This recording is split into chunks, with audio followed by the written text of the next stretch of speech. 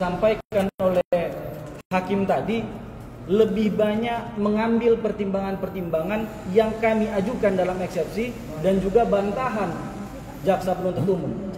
Sedangkan materi pokoknya tidak begitu gamblang dijelaskan.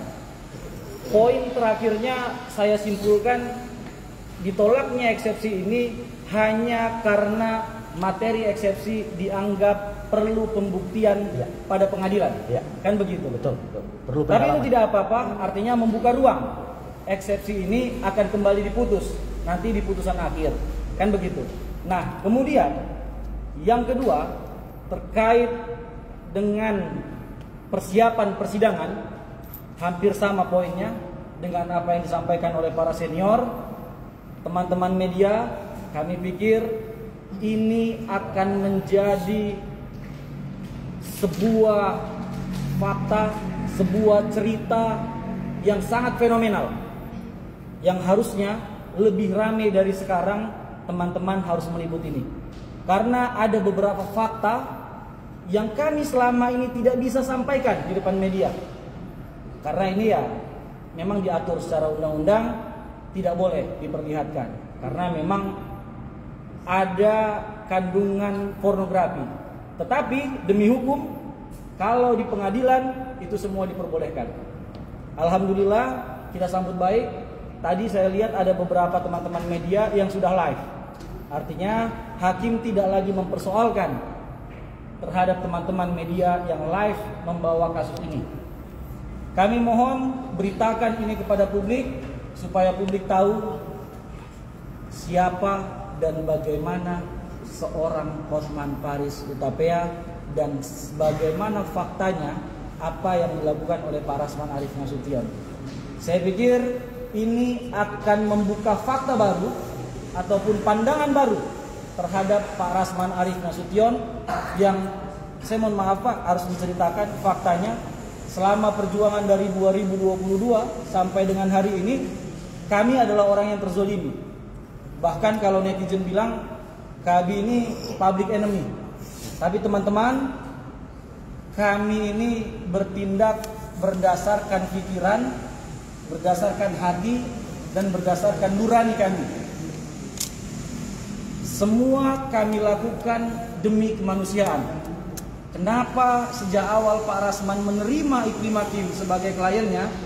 Murni karena pertimbangan kemanusiaan, murni karena ada perempuan yang diduga dilecehkan seksual.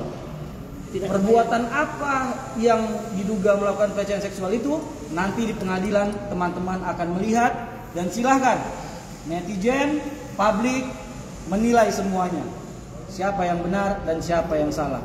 Kemudian terakhir poinnya, kami pikir ini adalah pertarungan lawyer-lawyer besar di negara ini.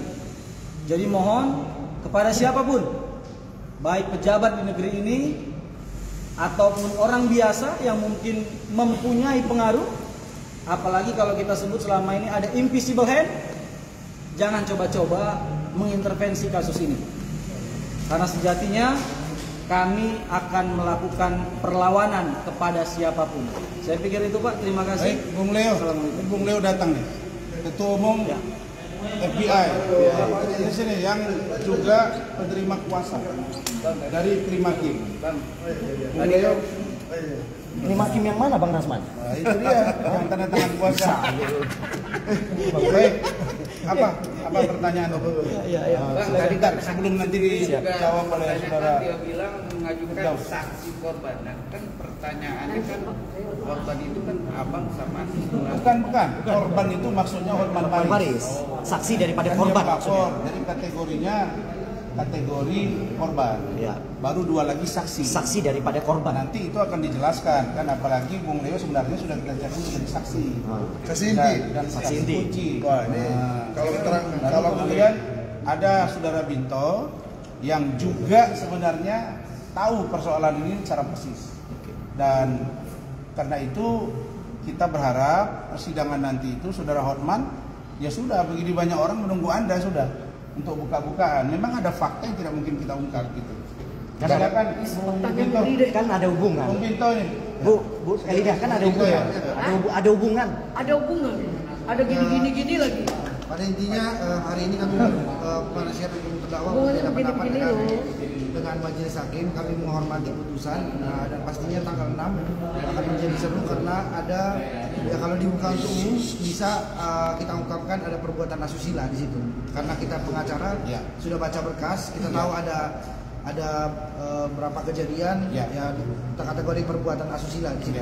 Cuma nggak bisa kita sebutkan secara umum. Nanti kalau di hakim berkenan membuka persidangan, mungkin dari situ bisa teman-teman media. Hakim sudah boleh kan online, live. Ya.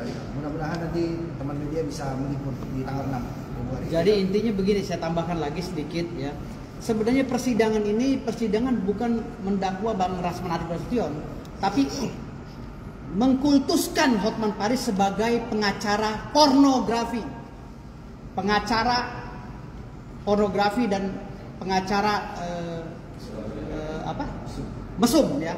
Sebenarnya gitu. Jadi putusan pengadilan ini sebenarnya kita sudah tahu arahnya kemana. Ada gini-gini loh. Iya, tetapi justru lagi. proses pengadilan yang sekarang berlanjut ini bukti daripada, insya Allah ya, ini bukti daripada penyematan sebagai pengacara mesum terhadap Hotman Paris. Nanti kita tunggu tanggal 6, kita akan buka semua bagaimana mesumnya, bagaimana pornografinya Hotman Paris, ya. Nanti akan dilegalkan seluruh Indonesia sampai kapanpun. Tunggu aja. Jadi kesematan pengacara pelecehan seksual, pengacara pornografi, pengacara mesum, nah pengacara mesum itu akan disematkan pada beliau. Akan ditutup beling-beling. Jadi selama ini orang kan biasanya kalau saksi korban diperiksa kan yang terdakwa itu kan cemas, pengacaranya kan was-was. Kami tidak, kita malah menunggu. Apalagi ketika Iklim Hakim itu dipakaikan baju forum Batak Intelektual oleh Ketua Umum dan di Kementerian PPA, dia bercerita di sana, tangisan dia. Nah ini, silakan Bung Leo sedikit. Sebagai saksi sampaikan. Itu dia Bang Rasman. Dia kan, yang pasti dia kan. Dia untuk MBI ini kan saksi mahkota. Iya. Jadi ditunggu nanti di persidangan. Oh iya, siap. Kalau sekarang dikeluarkan meriam itu Jadi seru. teman-teman media memang harus datang untuk melihat bagaimana seorang Hotman sebenarnya. Bagaimana perilaku dia sebenarnya. Yang dia frame seolah-olah dia orang paling suci, paling baik. Bagaimana Iklim Hakim.